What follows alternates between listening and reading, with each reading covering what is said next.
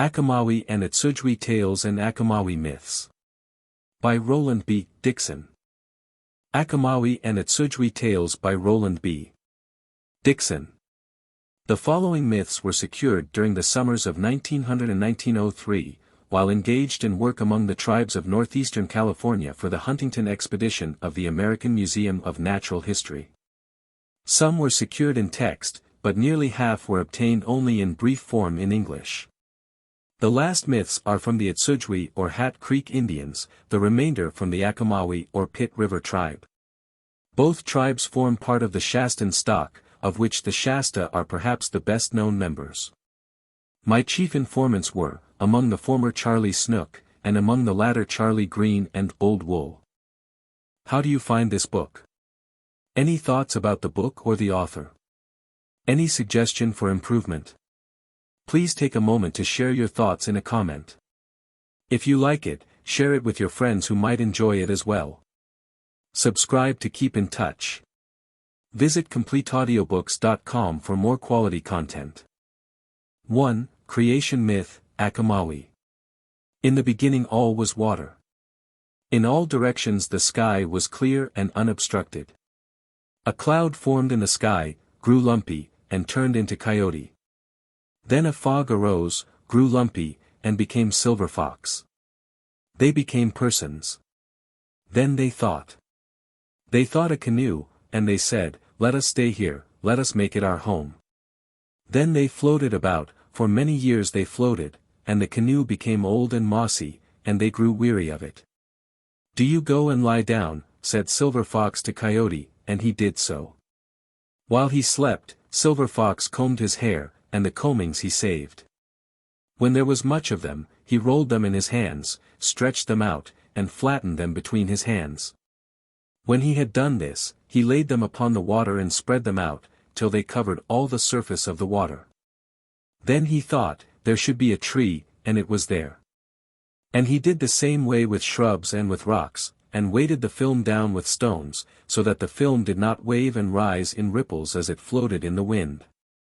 And thus he made it, that it was just right, this that was to be the world.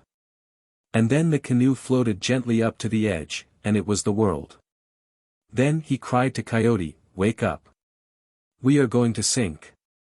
And Coyote woke, and looked up. And over his head, as he lay, hung cherries and plums, and from the surface of the world he heard crickets chirping. And at once Coyote began to cat the cherries and the plums, and the crickets also. After a time Coyote said, "Where are we? What place is this that we have come to?" And Silver Fox replied, "I do not know. We are just here. We floated up to the shore." Still all the time he knew, but he denied that he had made the world. He did not want Coyote to know that the world was his creation. Then Silver Fox said, "What shall we do? Here is solid ground. I am going ashore, and am going to live here." So they landed, and built a sweat house and lived in it. They thought about making people, and after a time, they made little sticks of service berry, and they thrust them all about into the roof of the house on the inside. And by all became people of different sorts, birds and animals and fish, all but the deer, and he was as the deer are today. And Pine-Marten was the chief of the people, and Eagle was the woman chief, for she was Pine-Marten's sister. And this happened at Isla-Texcagua. And people went out to hunt from the sweat house. And they killed deer, and brought them home, and had plenty to eat. Arrows with pine bark points were what they used then, it is said, for there was no obsidian. And Ground Squirrel, of all the people, he only knew where obsidian could be found. So he went to steal it. To Medicine Lake he went, for there Obsidian Old Man lived, in a big sweat house. And Ground Squirrel went in, taking with him roots in a basket of tules. And he gave the old man some to eat, and he liked them so much, that he sent Ground Squirrel out to get more. But while he was digging them Grizzly-Bear came, and said, "Sit down. Let me sit in your lap. Feed me those roots by handfuls." So Ground Squirrel sat down, and fed Grizzly-Bear as he had asked, for he was afraid. Then Grizzly-Bear said, Obsidian Old Man's mother cleaned roots for someone, and went away. Ground Squirrel went back to the sweat house, but had few roots, for Grizzly-Bear had eaten so many. Then he gave them to the old man, and told him what the bear had said about him, and how he had robbed him of the roots. Then Obsidian Old Man was angry. Tomorrow we will go, he said. Then they slept. In the morning they ate breakfast early and went off, and the old man said that Ground Squirrel should go and dig more roots, and that he would wait and watch for Grizzly-Bear. So Ground Squirrel went and dug. And when the basket was filled, Grizzly-Bear came, and said, You have dug all these for me. Sit down. So Ground Squirrel sat down, and fed Grizzly-Bear roots by the handful. But Obsidian Old Man had come near. And Grizzly-Bear got up to fight, and he struck at the old man, but he turned his side to the blow, and Grizzly-Bear merely cut off a great slice of his own flesh. And he kept on fighting, till he was all cut to pieces, and fell dead. Then Ground Squirrel and Obsidian Old Man went home to the sweat house, and built a fire, and ate the roots, and were happy. Then the old man went to sleep. In the morning Obsidian Old Man woke up, and heard Ground Squirrel groaning. He said, I am sick. I am bruised because that great fellow sat upon me. Really, I am sick. Then Obsidian Old Man was sorry, but Ground Squirrel was fooling the old man. After a while the old man said, I will go and get wood. I'll watch him, for perhaps he is fooling me. These people are very clever. Then he went for wood, and he thought as he went, I had better go back and look. So he went back softly, and peeped in. But Ground Squirrel lay there quiet, and groaned, and now and then he vomited up green substances. Then Obsidian Old Man thought, he is really sick, and he went off to get more wood. But Ground Squirrel was really fooling, for he wanted to steal obsidian. When the old man had gotten far away, Ground Squirrel got up, poured out the finished obsidian points, and pulled out a knife from the wall, did them up in a bundle, and ran off with them. When the old man came back, he carried a heavy load of wood. And as soon as he entered the sweat house, he missed Ground Squirrel. So he dropped the wood and ran after him. He almost caught him, when Ground Squirrel ran into a hole, and, as he went, kicked the earth into the eyes of the old man, who dug fast, trying to catch him. Soon Ground Squirrel ran out of the other end of the hole. And then the old man gave chase again, but again Ground Squirrel darted into a hole, and after missing him again, Obsidian Old Man gave up, and went home. Ground Squirrel crossed the river and left his load of arrow points, and came back to the house and sat down in his seat. He and Cocoon slept together. Then his friend said, Where have you been? And Ground Squirrel replied, I went to get a knife and to get good arrow points. We had none. Then the people began to come back with deer. And when they cooked their meat, they put it on the fire in lumps. But Ground Squirrel and Cocoon cut theirs in thin slices, and so cooked it nicely. And Weasel saw this, and they told him about how the knife had been secured. In the morning Ground Squirrel went and brought back the bundle of points he had hidden, and handed it down through the smoke hole to Wolf. Then he poured out the points on the ground, and distributed them to every one, and all day long people worked, tying them onto arrows. So they threw away all the old arrows with bark points, and when they went hunting, they killed many deer. 2. The Making of Daylight, Achomawi. In the beginning it was always dark. Darkness was a woman, who had 2 daughters, and came from the eastward to gamble with Wildcat. She reached Wildcat's house at night, and after supper began to talk about gambling, saying, I never came here before. I came to gamble. The others present advised Wildcat to play, so all the preparations were made, and, sitting on either side of the fire, they began to play. Darkness bet her 2 daughters against all the people which Wildcat had. Darkness wanted Wildcat to bet her husband, Chicken Hawk, but she did not wish to. Finally, on Coyote's advice, she bet him as chief first.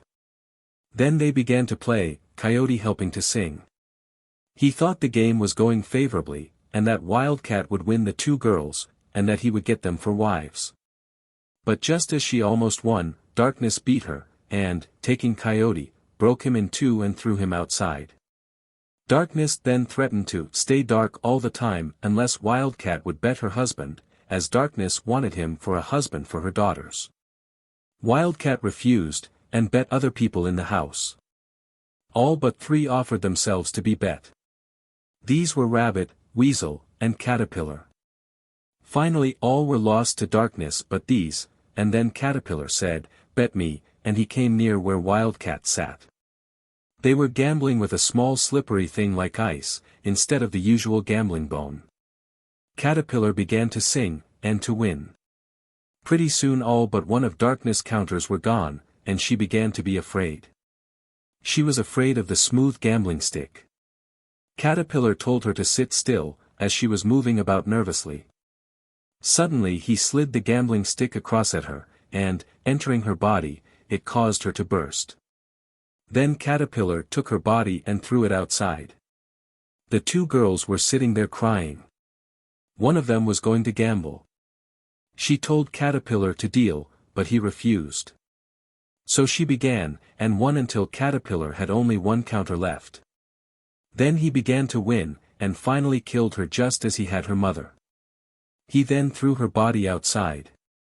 Only the youngest sister was left. Caterpillar told her not to cry, as he was not crying, although all his people were lost. They played and played, and, as before, Caterpillar killed her by the same trick. Then Caterpillar said, "In after time, people will say that I was the one who won my people back." Still, however, it was dark. So Lizard set to work to try to make light. He went over to Big Lizard's house, and took a light with him. He told Big Lizard all about what had happened, and told him that he and Caterpillar and Rabbit were the only ones left. Then Lizard put on his cap and began to dance. His cap was made of a grizzly bear's head. Rabbit was talking, singing, while Lizard was dancing near the house post. By and by it began to grow light. Lizard made daylight come by dancing. Rabbit said, "That is what people will say, that is what people must say, daylight is coming."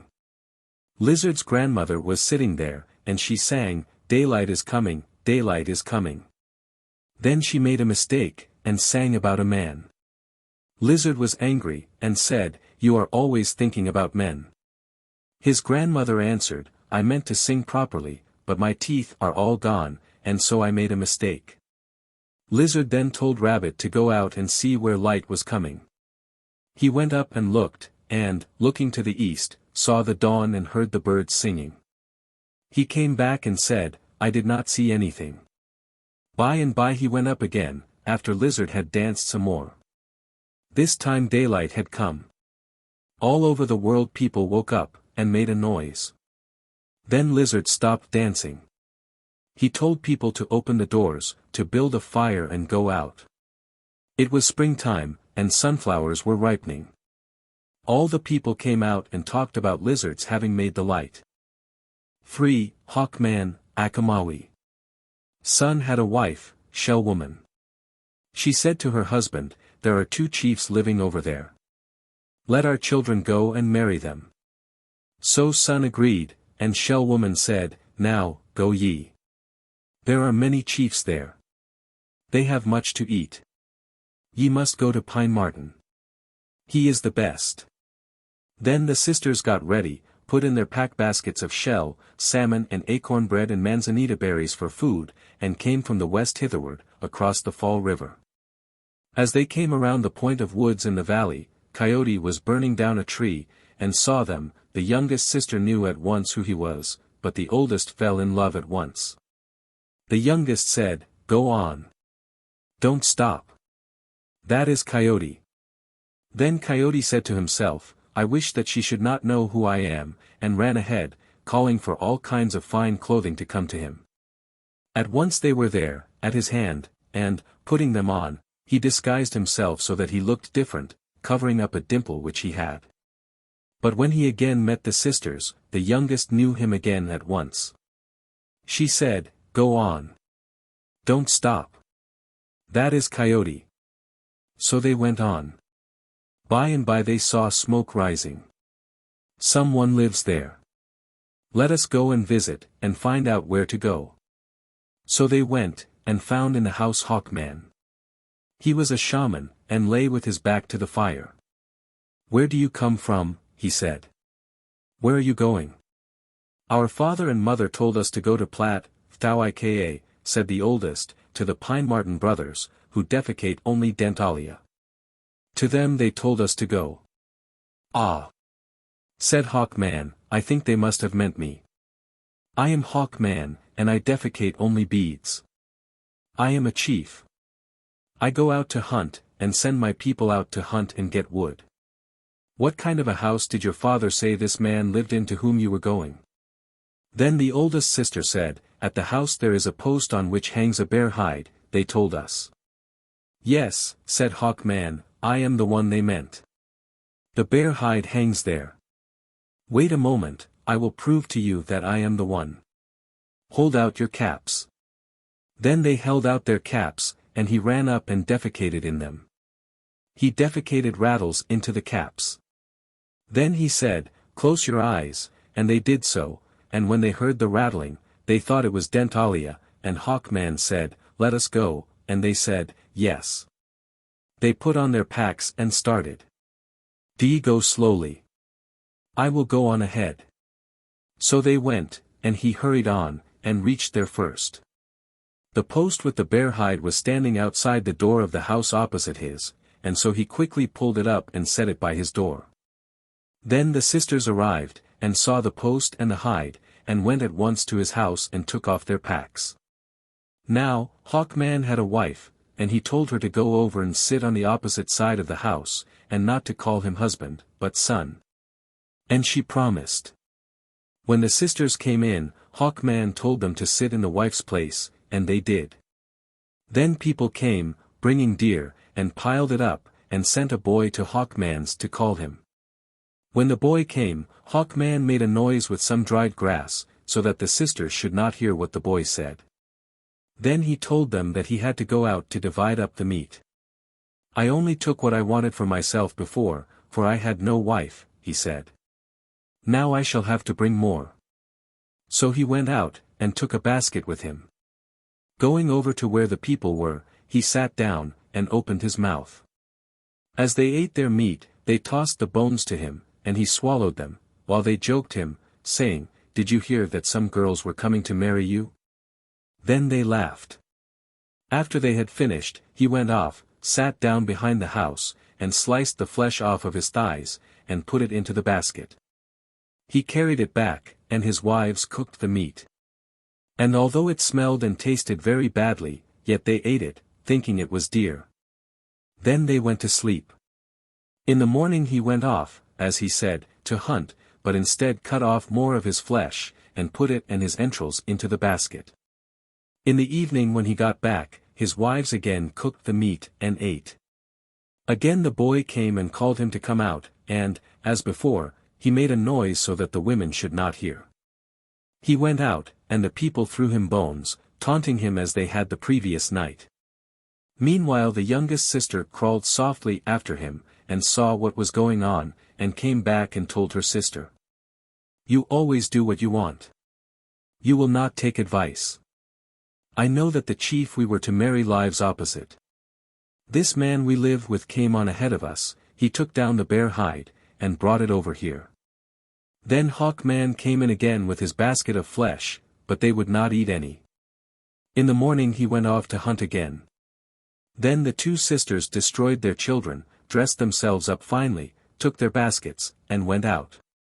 They went across to the other house, and, going in, sat down by Pine-Marten's side. By and by the people came in from the hunt, and brought deer. They skinned and cut it up, cooked it, and ate supper. Weasel, however, did not like it that these two women, Hawkman's wives, should sit by his brother Pine-Marten. But Marten just sat there and said nothing, but smoked marrow all the time. Meanwhile Hawkman came back, and found that his wives had gone. He grew very angry, and at once put on his shaman's ornaments, and began to dance, and to sing, Kach Ketcha Winino, Kach Ketcha Winino. At once it began to rain. Only Weasel noticed it and spoke of it. All night it poured. The water rose higher and higher till it ran in at the door. Tell them to go back, these two women. That hawk man will kill us, he will drown us. But Pine-Marten said nothing until morning. Then he said, I do not like this. Where is a brave man? I want him to go over and kill Hawkman. So a man got up and went over, taking a knife and a shield. Meanwhile Hawkman was dancing harder and harder, and at every leap his head came up through the smoke hole. The man crept nearer and nearer, and finally struck Hawkman and cut off his head. And at once the rain stopped, and the cloud cleared away, and the water sank. Then the people said to each other, if a shaman is bad, we will kill him. That is how it shall be. Then they went off to hunt. 4. Search for fire, Achomawi. After Hawk had been killed, and the flood had subsided, people found that all fires were put out all over the world. Nothing could be cooked, but for a time people did not trouble about it. Then after a few days they began to talk about it, and sent Owl to Mount Shasta to look all over the world and see if he could find any trace of fire. Owl took a feather blanket and went. Lizard watched him go, and told the people how he was getting on. After a while, when Owl did not come back, people thought he was dead. But Lizard said, I can still see him. Owl got to the top at last, very tired, and wet with sweat. Lizard saw him look all about. He looked west twice, and there saw smoke coming from a sweat house. After a while Owl came down from the mountain, and, coming back, told people what he had seen. Next morning all got ready and went off to the west, to where the smoke had been seen. Everyone had a cedar bark torch. Dog had some punk hidden in his car. Late in the evening they arrived at the house, and asked to be allowed to warm their hands. Dog held his ear down, and fire caught in the punk. Then everyone thrust their torches into the fire, and ran. The people in the house were angry, and struck at them as they ran off. Coyote's fire gave out first, then another's and another's, until finally all were out except that which Dog had in his ears. The people who owned fire had made it rain, and this put out the people's torches. No one knew that Dog had fire. They got home and were much troubled, for they thought the fire had all been lost. Dog was laughing, and said, I am sweating. Coyote got angry at this, and said, hit him. Knock him out. Then Dog said to Fox, look in my ear. When he did so, he saw the fire. He took out the punk, made fire from it, and so people got fire again. 5. Loon-Woman, Achomawi. Loon-Woman wanted a husband. She wished to marry Wildcat. He was a treasure, something that was kept in a sack hung up in the house, and no one ever touched it or saw him. So she asked the people to take down the sack, but they were afraid.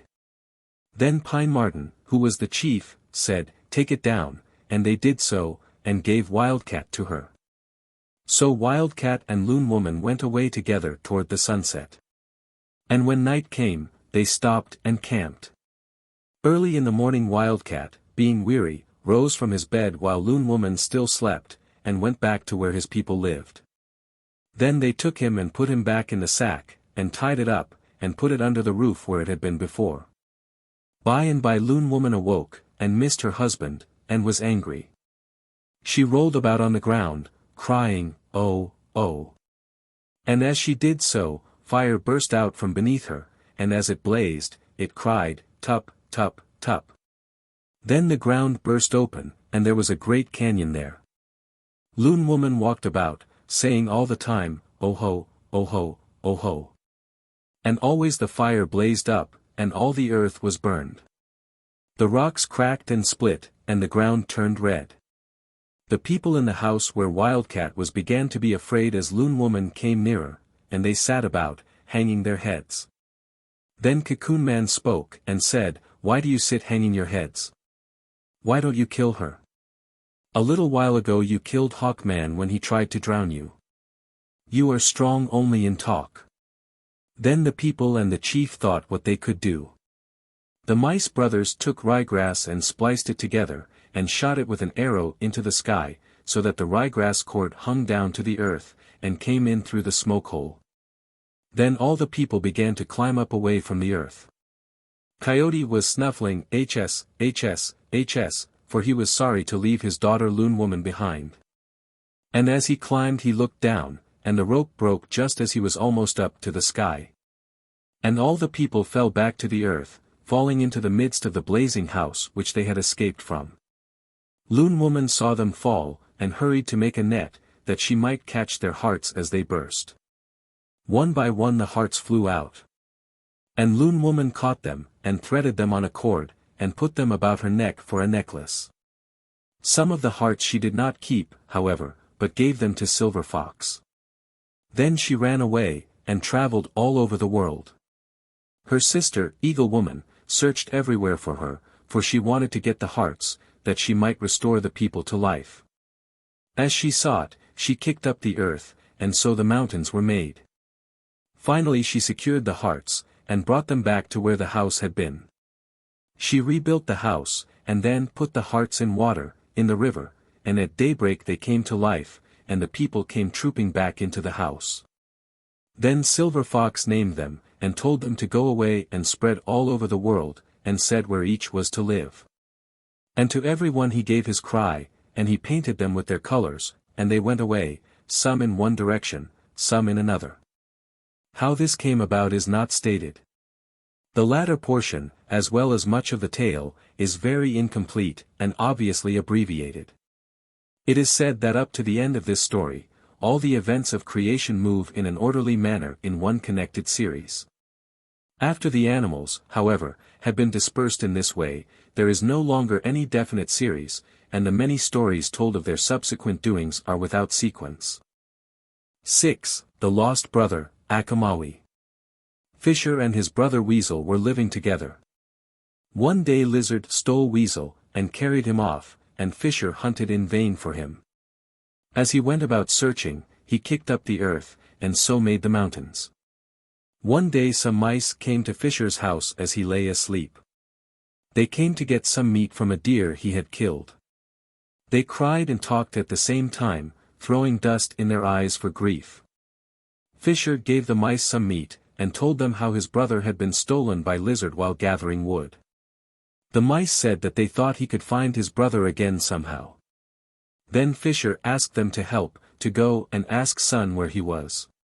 He promised to give them feathers and beads and paint to give Sunday.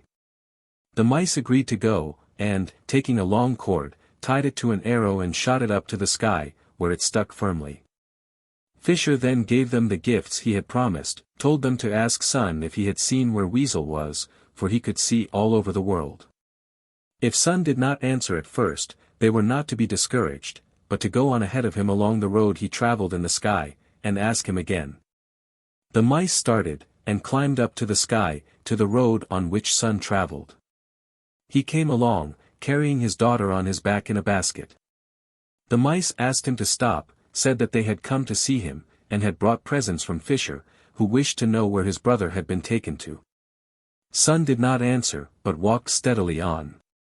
So the mice ran ahead and asked again, and then Sun stopped. He said he could not see Weasel, but that a man lived far away at Biwa, that he had no children, yet he could see him with a little white boy, which might be Weasel. The mice said that they were sure it was, and gave the gifts to Sun, after which they came back down the rope to Fisher's house. The mice told Fisher all that they had done, and said that Sun had said that Lizard had a small boy with him, who might be Weasel. Fisher thanked them, and sent them away. He felt happy, for he knew where his brother was. He built a fire, took out his arrows and dried them, and in the morning started off to where Lizard lived. Lizard went out to catch ducks, and when he left, he told Weasel to stay behind in the house and watch his bow and arrows.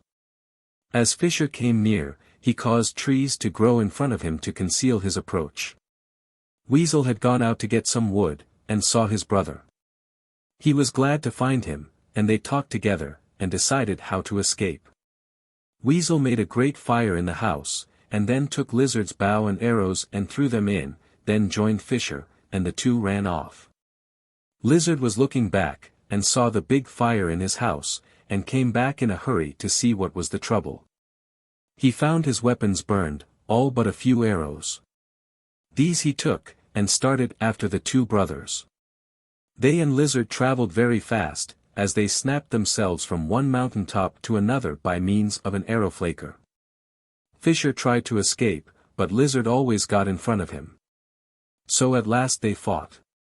Fisher put Weasel in his quiver and fought as hard as he could, but by and by got very tired.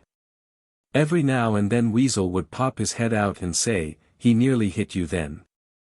Be careful, brother."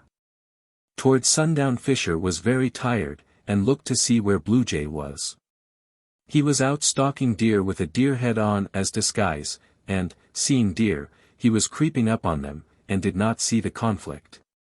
The deer were startled by it, however, and ran, and Bluejay, looking up, saw Fisher retreating backwards toward him. Bluejay was an older brother of Fisher's, and came to his aid, and succeeded in hitting Lizard in the belly, when he burst in two and was killed. Then Fisher stood up, and wiped the sweat from him, and went home with Bluejay and Weasel. 7. Bluejay and Lizard and the Grizzly-Bears, Achomawi. Some grizzly-bears lived in a sweat house near where Bluejay and Lizard lived. These latter had all kinds of food stored in bags of tule. The grizzly-bears had only acorns, and used to have to go to the other house to get salmon and meat.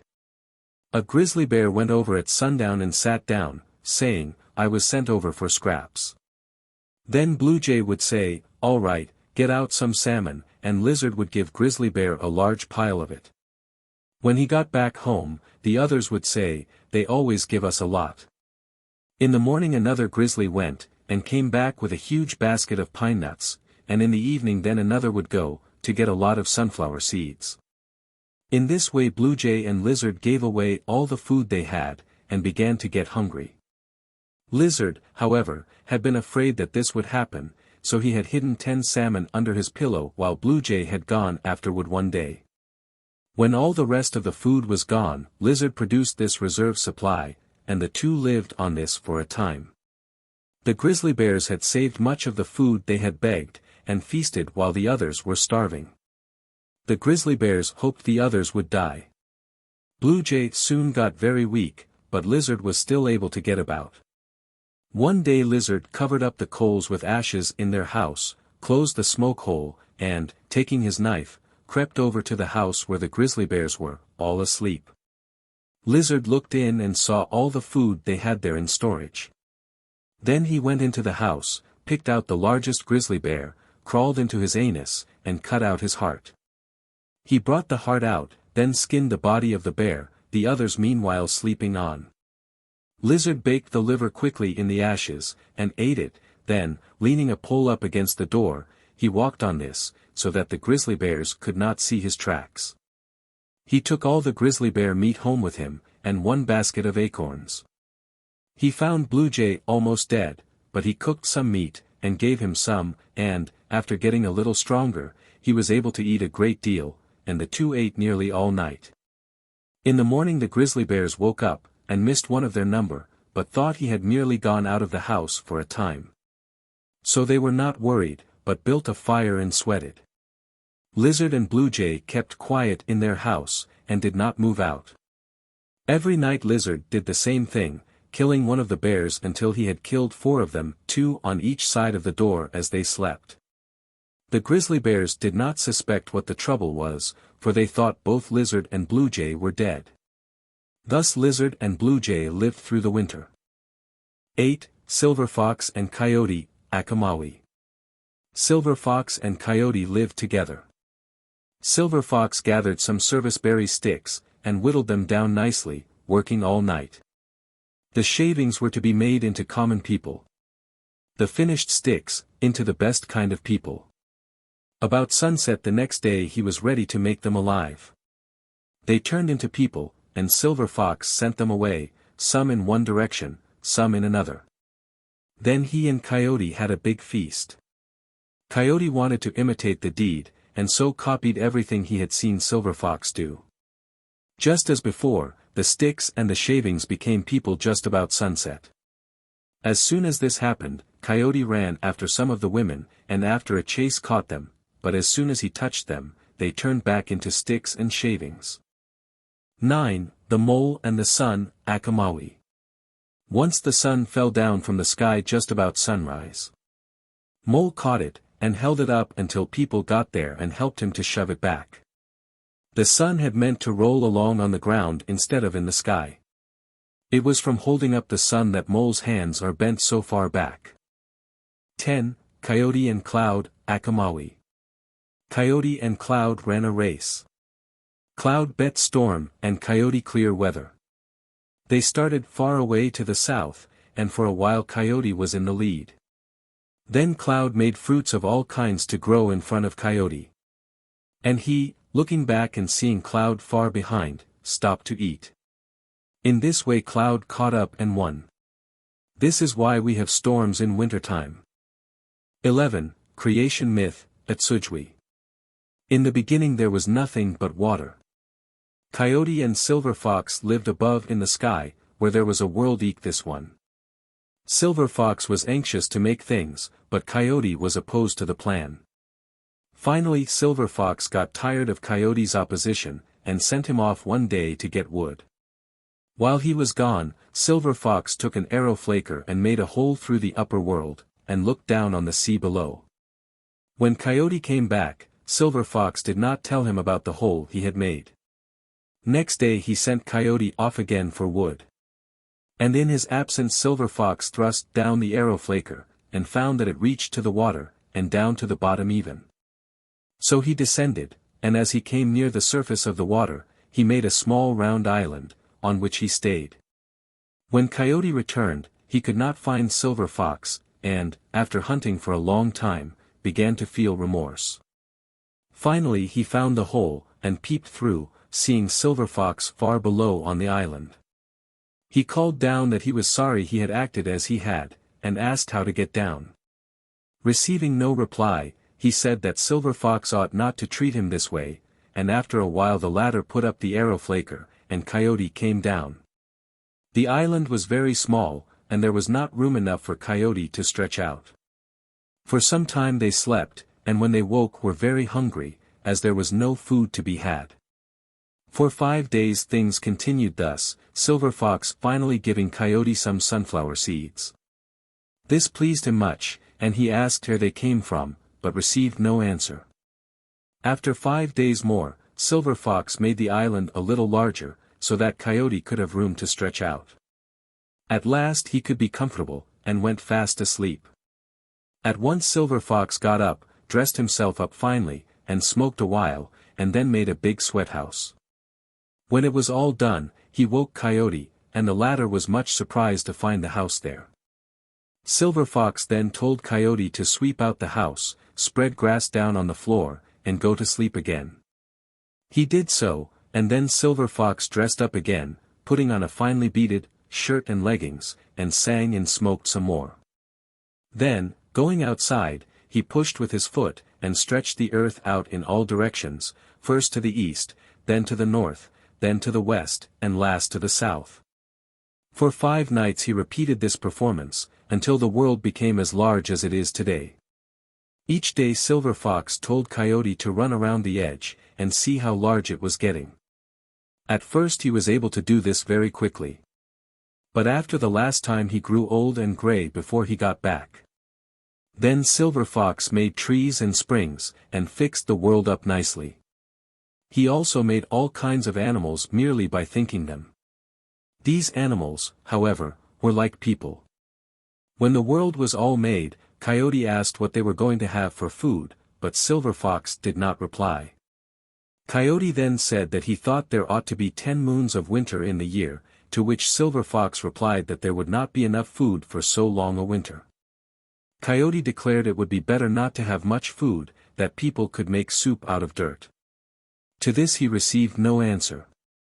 Silver Fox then said that it was not right that there should be 10 moons, that 2 were enough, and that people could then eat sunflower seeds, roots, and berries. Coyote repeated what he had said before, and they argued about it for a long time. Finally Silver Fox said, "You talk too much. I'm going to make 4 moons for the whole year. I won't talk about it any more.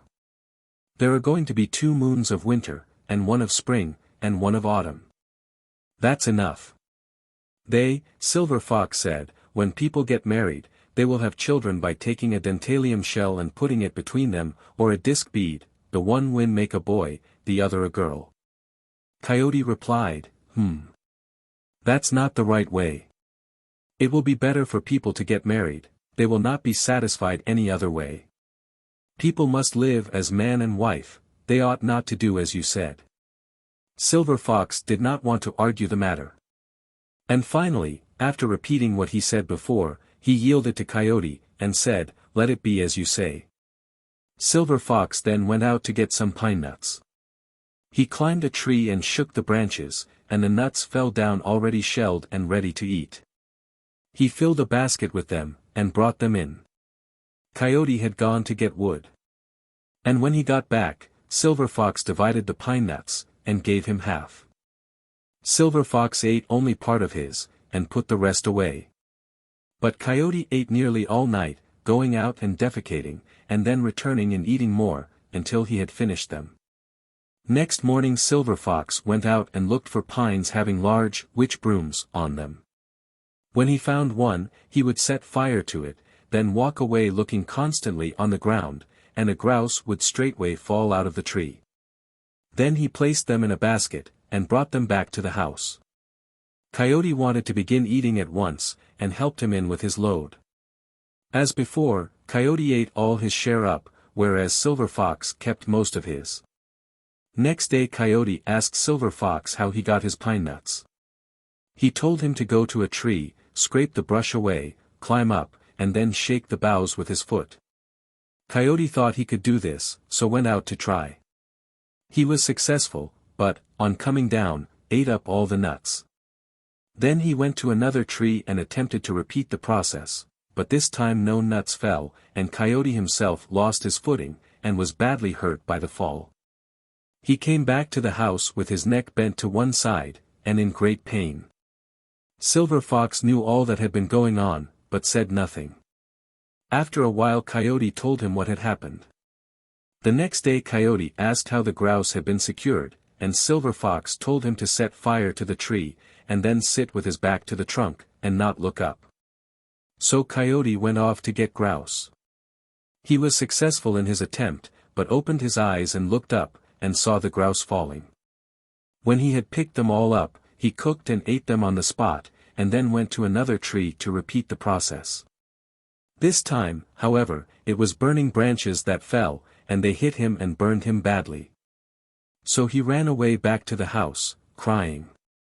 Silver Fox gave him some of his food, however. In the morning Silver Fox went out, and, going up to a cedar tree, pulled off the boughs, which became a sort of camas.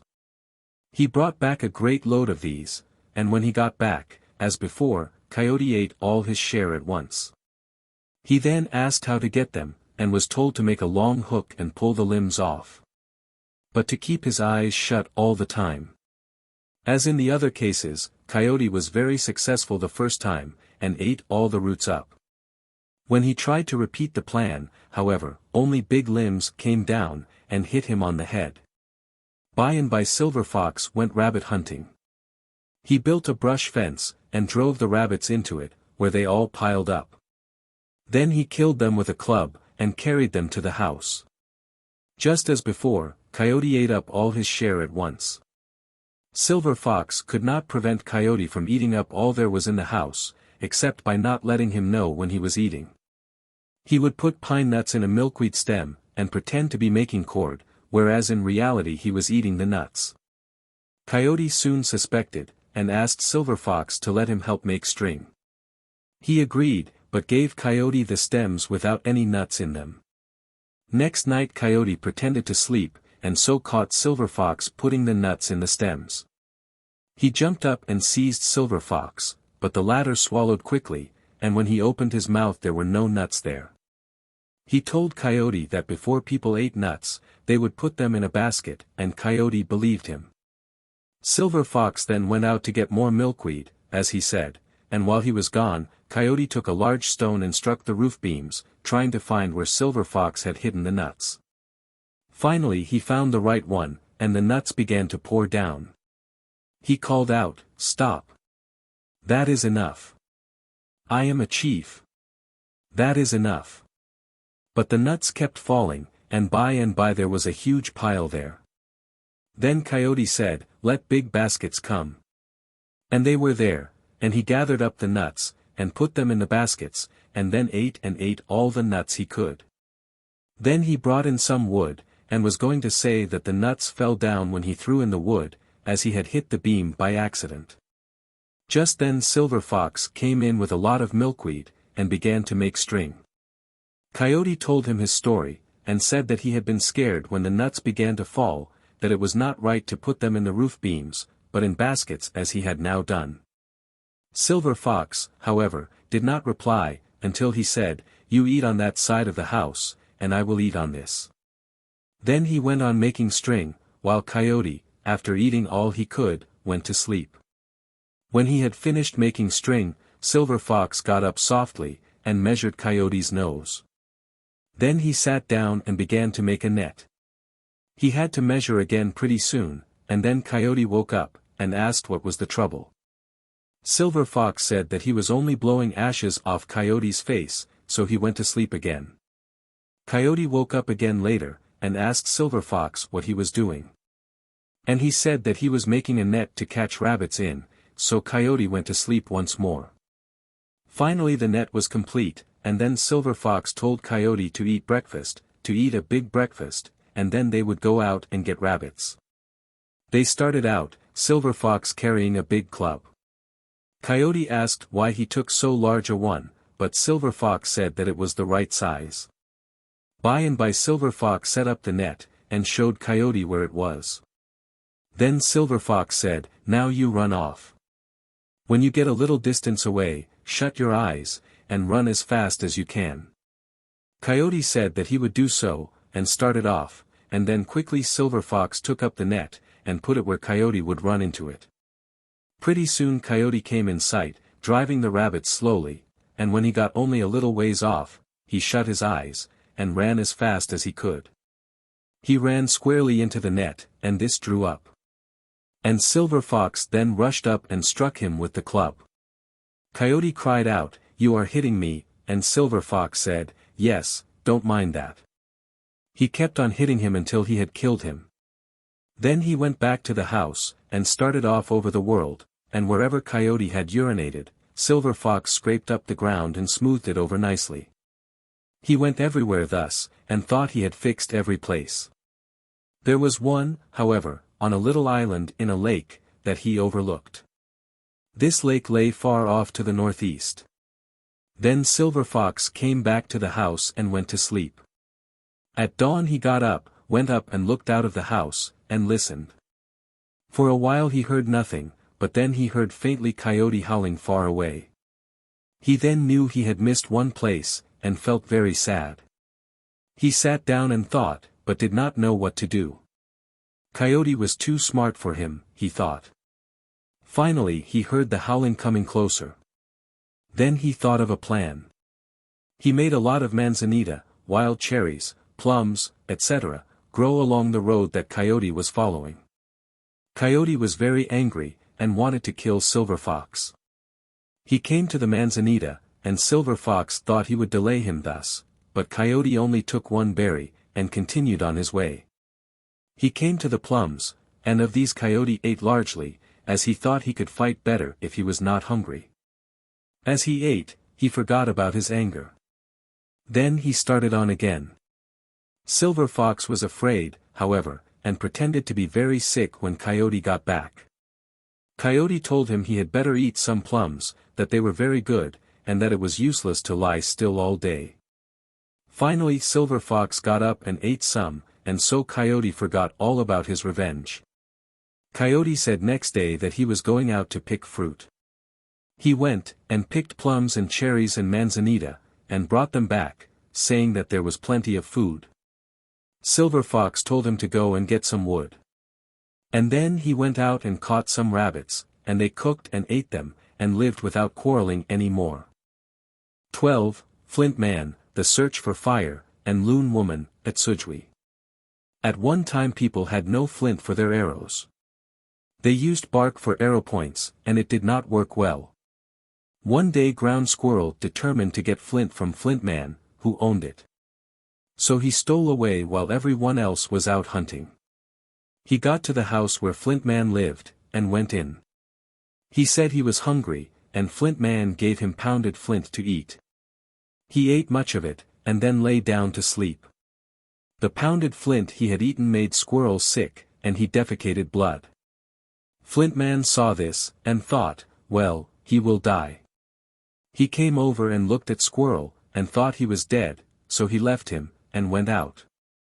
As soon as he was gone, Squirrel jumped up, for he had been shamming. He took a lot of flints, made them up in a bundle, and ran away. Flint-Man soon saw him, and gave chase. He nearly caught up with him, when Squirrel threw the flints into a hole in the ground, and jumped in after them. Flint-Man came up and jumped in after him. But Squirrel was out at the other end, and away before he could reach him. Flint-Man gave chase again, but, as before, Squirrel jumped into a hole and got away. Then Squirrel traveled far underground. But when he came up, Flint-Man saw him, and continued to chase. 5 times Squirrel thus eluded his pursuer, and then the latter gave up, and went back. Squirrel, however, kept on underground. When he got back to the house, he hid the flints in the bushes, all but one, a knife, which he tied to a string, and hung round his neck, so that it was on his back behind, where no one could see it. He went in and sat down, but the others had not got back from the hunt. By and by they returned, and brought meat. They gave some to Squirrel, who secretly cut it up with his knife. They saw this, and asked what he was doing, but he wouldn't tell them. Next day he went out and took all the flints he had brought. He took them to the house, and gave them to the people, giving one to each. With these, he said, you can kill deer better, and can cut up the meat. Then all day the people sat there and chipped their flints, making arrow points. And next day they all went out to hunt, and with the new points they killed great quantities of deer, so many that there were 5 deer apiece when they divided up the lot. After this one day Dog went to get fire, for people until then had eaten their food raw. He traveled far to the west, to where Fire-Woman lived, for she owned all the fire. He climbed up on the roof of her house, and lay quietly near the smoke hole. The sparks came out in crowds, and Dog held his ear over the opening, and caught a spark in it, and so in the other ear as well. He had put a little dry tinder in his ears before starting.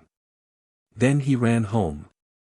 The fire in Fire-Woman's house began to die down, and she said then, let the fire dog carries go out. Then Bluejay said, Quass, and it began to rain. Dog held his head on one side to keep the rain out of his ear, and ran as fast as he could. When he reached the top of the hill just west of Burney Valley, it stopped raining. He got back to the house about sunset, as the people were eating supper. They gave him some, but he did not tell them what he had done. Next morning Dog got up, went to the center of the sweat house, and held his ear down to the ground, and took out the plug he had put in, and the coals fell out. People could cook their food now. So they roasted some meat, and said, that tastes good. Then they went out hunting. Next night Wildcat had a bad dream, and went out to the little house nearby, where the 2 sisters of all the people in the big house slept. These 2 women were Eagle and Loon. Wildcat crawled in and slept there, but did not touch the women. In the morning Loon went out, got some pitch and smeared it on herself, so that she might know who it was who had come in the night. Next night Wildcat went again to his sister's hut, and this time had connection with Loon. And in the morning when he left, some of his fur was left sticking to the pitch. He came back to the house, and lay down so that no one could see where the hair had been pulled off. He pretended to be asleep. Loon found who had come to her in the night, and was angry. She went outdoors, and said, "Bring me a bundle of bark to carry fire in," and at once the fire blazed up all around the sweathouse. Every time she said this, a great flame shot up in front of the door. The people inside grew afraid at this, and Coyote said, "Who has done this to our sister?" Then he turned to Wildcat and said, "You had better go off with her, or she will burn us all up." Wildcat did not want to move, but they rolled him over and saw where his fur had been pulled out. Then everybody said, "You did it." Then Butterfly got up, removed Wildcat's membrum and put a small one in its place, and sent Wildcat out, telling him to return as soon as possible. Loon was very anxious to make Wildcat her husband at once, and so made night come on quickly. They camped then, but, in spite of his endeavors, Wildcat could not satisfy Loon. Early in the morning, while Loon was asleep, Wildcat got up, took a log of wood, laid it beside her, and ran away. As soon as Wildcat had left, Spider began to make a net, and had finished it by the time Wildcat returned. Coyote got in first, and then all the others, after which Spider drew them all up into the sky, except Eagle, who flew away. Loon by and by waked up, and, discovering the cheat, ran back to the sweat house, sending fire ahead of her to burn everyone up. She saw all the people, her brothers, going up in the net, and called out, "Why do you leave me? You had better take me back." Now, Coyote, to whom she spoke, was her father. And he felt sorry for her, and wanted to see her, so he made a tiny hole in the bottom of the net to peek through, and immediately it burst, and all fell down into the blazing house. Loon was watching, and at once made a seed beater out of some twigs, and when pretty soon Coyote's heart popped in the fire and shot up into the air, she let it go, but caught the next one, and so on, catching all, as she thought. She strung them on a string.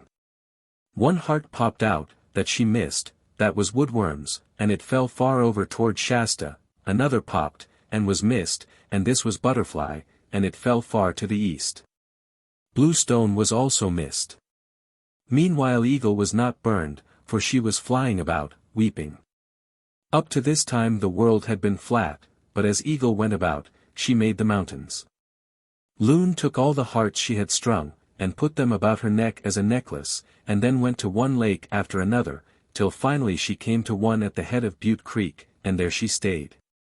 Meanwhile Eagle went all over the world making mountains, and looking for the hearts that had escaped. For a small hill she would throw up the earth once, but for a large mountain, 3 times. By and by she reached the country toward the north. Here 2 women had gone out to get wood. They came to a deer lick, which was formed from the tears of one of the hearts, that belonging to Woodworm. The 2 girls were beads, and they heard the sound of weeping, and at last found the heart. After much difficulty, they dug out the heart, which then became just like a person, and learned from him all about the way he had come to be there. Then Woodworm married the 2 bead girls.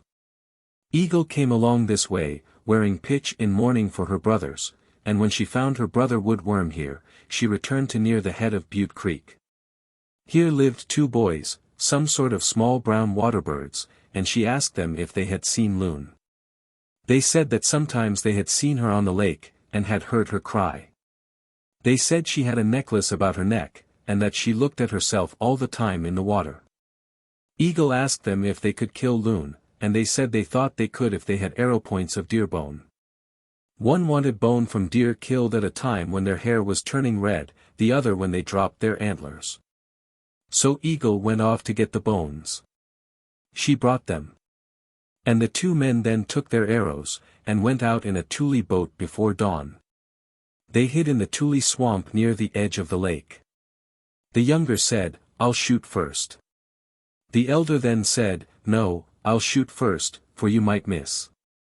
They finally agreed that both should shoot at once. At dawn Loon appeared, and the 2 shot, and she dove immediately. They watched, and by Loon came up, dead. So they took her back to Eagle, who took off the string of hearts around Loon's neck, then she skinned the loon and stuffed it, and said that loons must cry and laugh in springtime.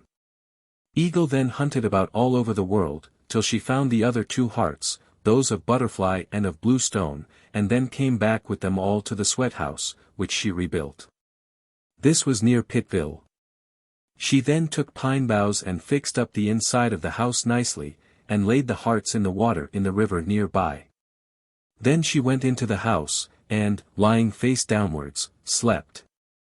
In the early dawn all the hearts came to Fife again, and all came trooping into the house. She lay quietly, without looking, until she had counted them all. Then she got up, and they all went on living as before. Harvard University, Cambridge, Massachusetts. Achomawi Myths. Collected by Jeremiah Curtin, edited by Roland B. Dixon. Note: the following myths were collected by Jeremiah Curtin for the Bureau of American Ethnology. They were placed in my hands by the editor for preparation for insertion in this journal.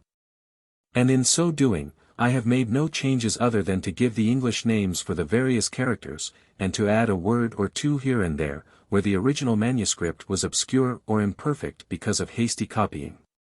One myth has been omitted from the series, as it is only a brief version of the Loon-Woman myth already published in this journal, Volume 21, p. 165, R. B. Dixon. Pine-Marten marries the Bead sisters. The two Bead girls were sent by their mother to marry Cocoon-Man's son. He was wrapped up and put away. He had never been outside, and had never eaten anything. The Bead sisters came from a place far off in the ocean. They came on the water, brought by the wind, and they always sang the song of the wind. It took just one day for them to reach Cocoon-Man's house. His daughters liked the two girls and gave them food. All the men were out hunting, and the daughters sent the two girls into the sweat house and told them to sit by Pine-Marten's bed. They could not get Cocoon-Man's son, the one their mother had sent them for. Cocoon-Man would not listen to it, so they took Pine-Marten, and stayed 3 days with him. At the end of that time they wanted to go home. Pine-Marten asked all his people for blankets and shells to give his wives to carry home. They started. Cocoon-Man made a trail to the west to walk on. He sent his words out west, put his hand out west and east to make a trail, and immediately it was open. Cocoon-Man sat on the ground in the center, and made a rainbow reaching from the place where he sat to the home of the girls. The company started. Weasel went with Pine-Marten up to the top of the rainbow, and the women went under it. While they were traveling, Weasel made a flute out of a reed, and made sweet music that sounded through the world and was heard by every living being. The two sisters walked on the lower rainbow, the reflection, and reached home safely. Next year Pine-Marten had children. He made a boy of bead shells, and from a round shell which he threw into his wife a girl was born. In the spring of the second year, he came back on the same trail that Cocoon-Man had made. His children grew very fast. Then he left his boy at home, and sent his girl to her grandmother in the ocean. The boy stayed with Cocoon-Man. The third year he had 2 sons and 2 daughters. Now Pine-Marten's wife took 1 son and 1 daughter to her mother in the ocean, and Pine-Marten kept 1 son and 1 daughter, and they lived with him at Fall River. 2. Kangaroo-Rat races with Coyote and others. 2 Kangaroo-Rat women, a mother and her daughter, lived near Coyote's place. Now the people at this place hunted all the time, but never sent any meat to the old woman. She said, "It is best to get a man to hunt for us. I do not like these people, they are too proud." Her daughter said, "I will run a race with these men, and I'll bet myself against a man. I'll win and have a husband." The next morning the girl went over to Coyote's house when the men were just through breakfast. She went on top of the sweat house and called out, "I want to run a race with one of your boys, today I feel like running." Coyote said, "All right. The chief men always run first. I will run with you first." He went out, and they started towards the north, and ran until he fell down dead. The girl came home, and that night Cocoon-Man said, "I know what she is trying to do. When women want to marry us, they always kill us first. These are bad women." Next day she came to the house, and asked again to run with a man. Badger ran with her.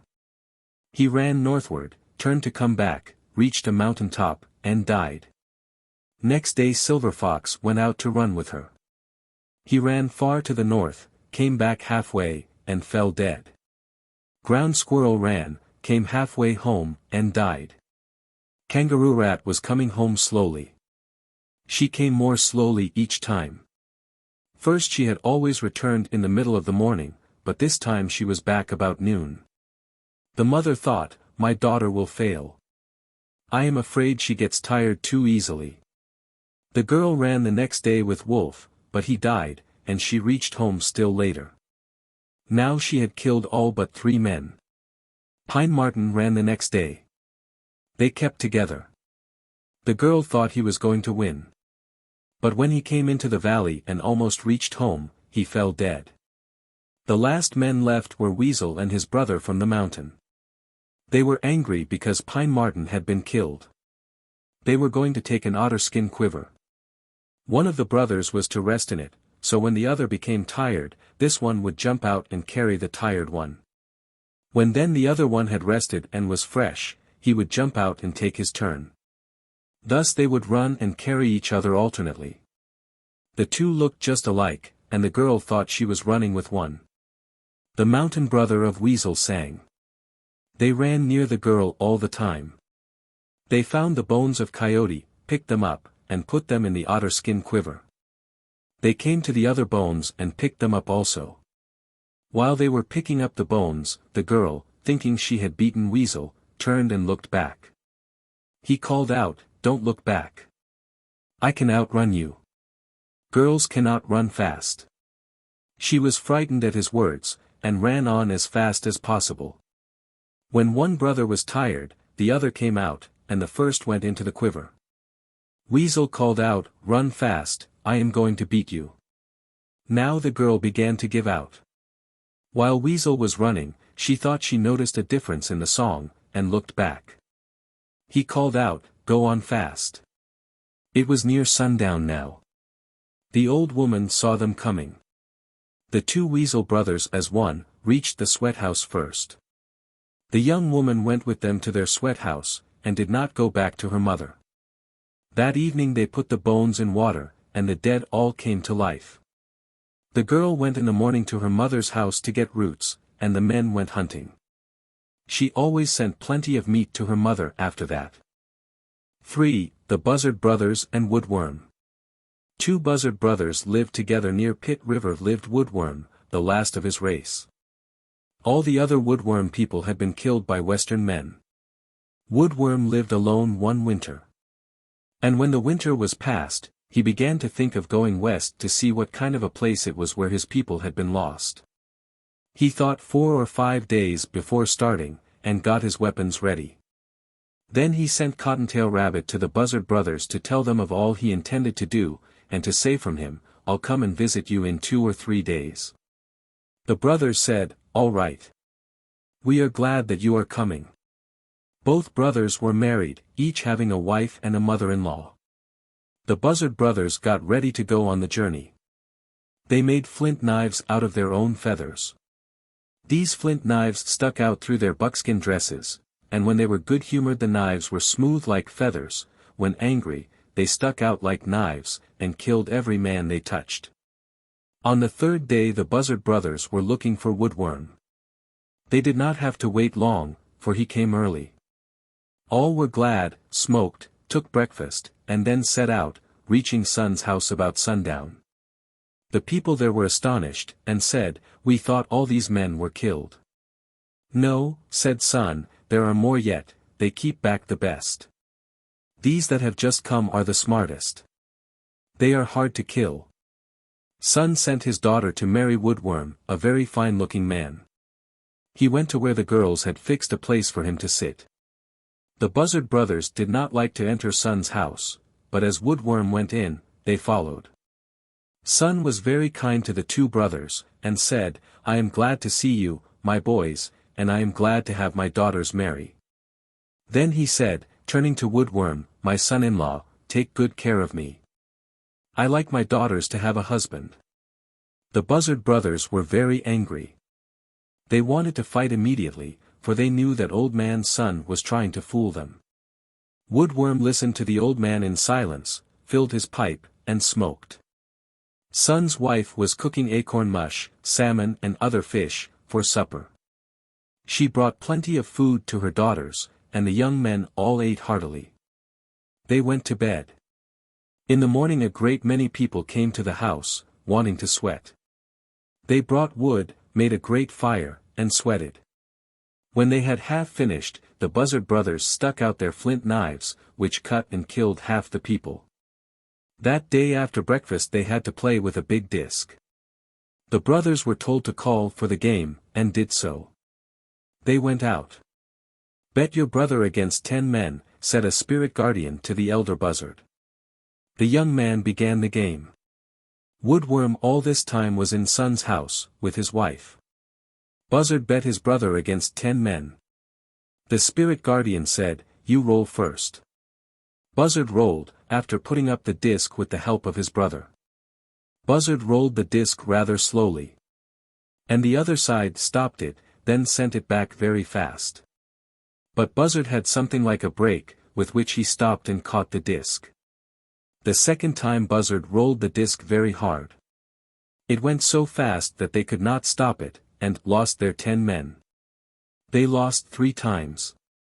Thus they lost 30 men in all.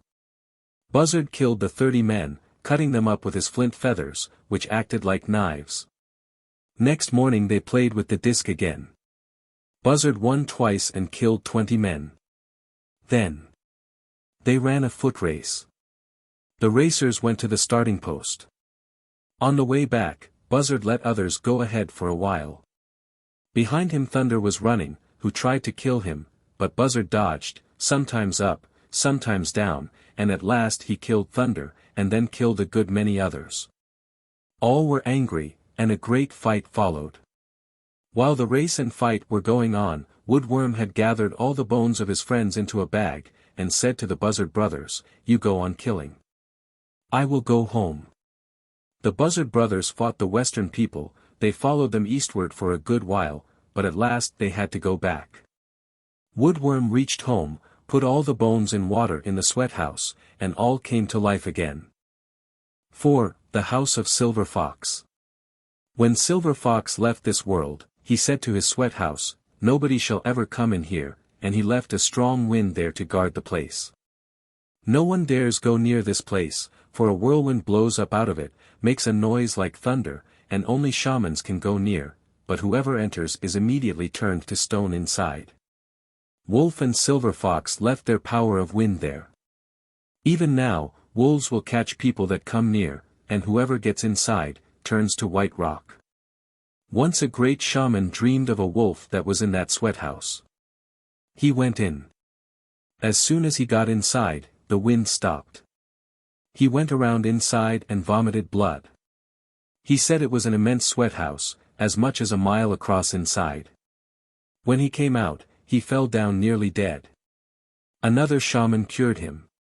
He had seen nothing inside but men turned to stone. Next night this shaman's hair turned as white as snow. 5. Fishhawk and his daughter. Fishhawk lived down at Pit River. When Sun traveled in winter, he left his daughter at home, but he carried her about with him in summer. Sun did not want his daughter to marry any poor person, but a great man, like Pine-Marten, Wolf, or Coyote. Fishhawk got angry at Sun because he talked in this way of poor people, so he started and went down to the ocean, to Sun's place, and slipped into the sweat house. It was winter now, and Sun's daughter was put away inside the house in a basket. Fishhawk stole her, carried her on his back to Coyote's house, and hid her away. He made the journey in one night. Next morning Sun could not find his daughter, and did not know where she had gone. That morning Fishhawk took the basket with the woman in it, and put it away under the rocks in muddy water, to hide it so that Sun could not see and could not find his daughter. Sun searched everywhere in the air and on the ground, but could not find her. Then he hired all men who were good divers or swimmers to hunt in the water, for he thought she was hidden in the water. All searched until they came to Pit River. One would search part of the way, then another. Kingfisher was the last man to go in search of her. He went along slowly to look where the water was muddy. At last he thought he saw just a bit of something under the water. Then he went over the place carefully again and again. Many people were going along the river, watching these men looking for Sun's daughter. Kingfisher filled his pipe, smoked, and blew on the water to make it clear, for he was a great shaman.